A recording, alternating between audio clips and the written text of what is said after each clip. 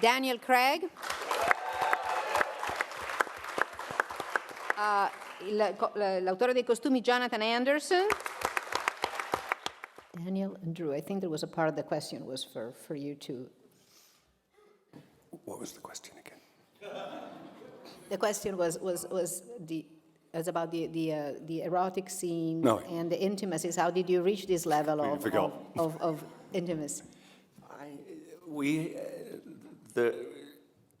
There's some choreography in the movie, which is a very important part of the movie. Drew and I started rehearsals on that months before we started filming, which is dancing with someone is a great icebreaker. And we approached the scenes, you know as well as I do, there's nothing intimate about filming a sex scene on a movie set. There's a room full of people watching you. So it's like, we just wanted to make it as touching and as real and as, as natural as we possibly could. And I just, Drew is a wonderful, fantastic, beautiful actor to work with. And we kind of had a laugh. We tried to make it fun. Yeah, which is such a singular experience as an actor. I've never had an experience like this to really dive into one moment in a story and explore every avenue possible. So yeah, but collaborating with, I'm not a dancer. Daniel's definitely not a dancer. But I think we learned. I think we got better together. So. Found our limits. Yes, limits. Daniel, do you want to add something to the question? Yeah, it's the whole, the trip at the end, the third act. It's so important to the film. It doesn't happen in the book. It's something that Luca decided to put in.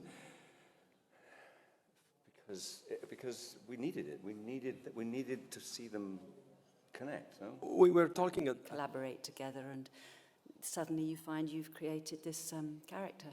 Hello, Helen Barlow from Australia. Hi. I don't think we've had the obvious question. Why did you cast Daniel Craig, who was once James Bond, and why did you have any second thoughts about it, Daniel, about playing this role, given that you are quite a superstar, and whatever. And do you think there could be a gay James Bond? Guys, let's be adult in the room for a second. There is no way around the fact that nobody would ever know James Bond desires. Period. Having said that. Now,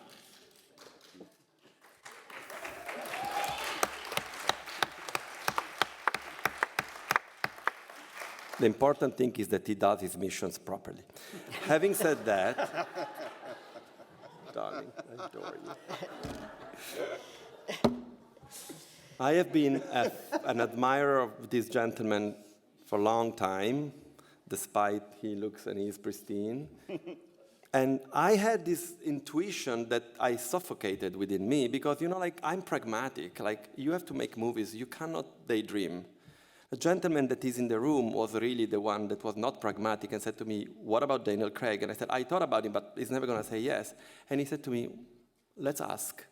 And he said yes. And the yes was a definitive yes. He's one of the greatest actors. It's a privilege to work with someone like him.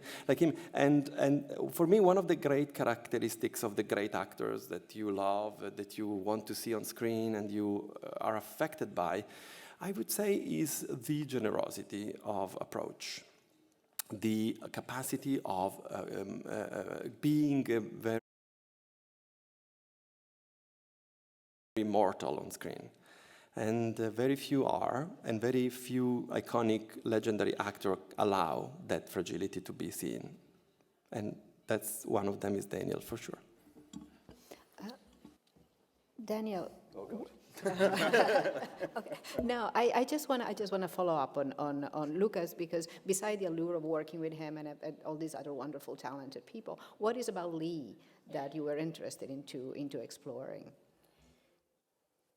Well, first off, the reason I did the movie is because of this great man here. I mean, it was when I'd wanted to work with him for a long time. We met 20 years ago and said maybe we should work together, and we finally did, which is just a wonderful thing. I kind of look at this movie and I think if I wasn't in the movie and I saw this movie, I'd want to be in it. Does that make sense? It's just, it's the kind of films I want to see, I want to make, I want to be out there. They're challenging, but they're, hopefully, incredibly accessible because they're movies. I mean, they're movies as I understand them. The challenge of playing Lee was just talking.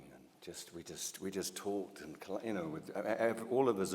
One of Luca's incredible talents is he just wants to hear everybody's opinion. I mean, he has a very strong opinion. Don't get me wrong, but he wants to hear everybody's opinion because it's really important to him to hear other people's voices about what it is, and it's so freeing because you're not kind of like one track. You're just like, okay, maybe this, maybe this, maybe this. So I don't look back as a challenge, just as a joy. Yeah. I want to add something, a very queer thing to do.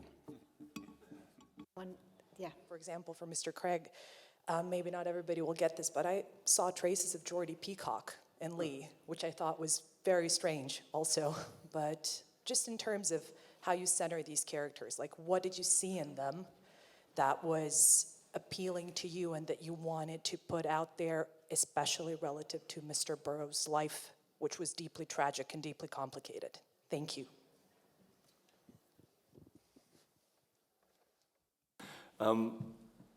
The research that I did, I watched a lot of William Burroughs being interviewed, and he had this persona.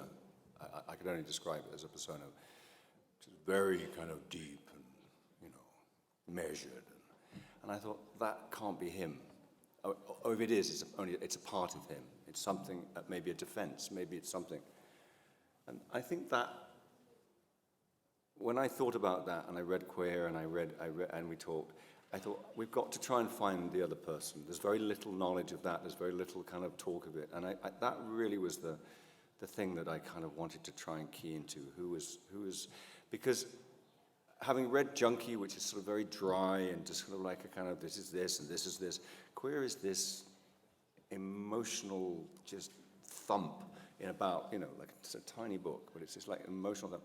And it is about love, but it's about loss, it's about loneliness, it's about yearning, it's about all of these things. And I mean, God, if I was writing myself apart and trying to tick off things that I wanted to do, this would fulfill all of them. Taking us in an internal process through this couple. This is love. It's a couple, it is only love. And through love, bringing the characters to that trip around South America and Mexico. But it's an internal trip maybe to try to find himself.